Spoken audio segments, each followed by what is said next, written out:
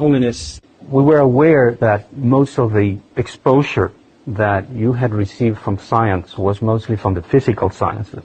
Now, I happen to be convinced that, in fact, the natural point of bridge between Buddhist tradition and the sciences is not through the physical sciences, but rather through the sciences that are concerned with mind and life itself.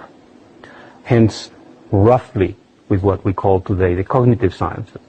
That's why we entitled the program Mind and Life, rather than Science and Buddhism, for example, because we wanted to focus on that.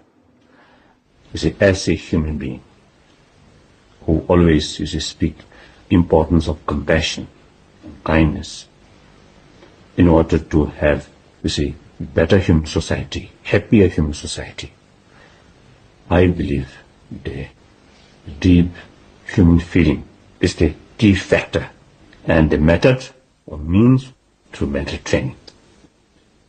So in order to do these things, it is very important to know more about the very nature of mind or consciousness. It is at most important, Western science development and Eastern mental development come together. So I hope this will be a first start if we raise new interest. And there is other people from different places, different fields may involve, may take more interest, more further research work.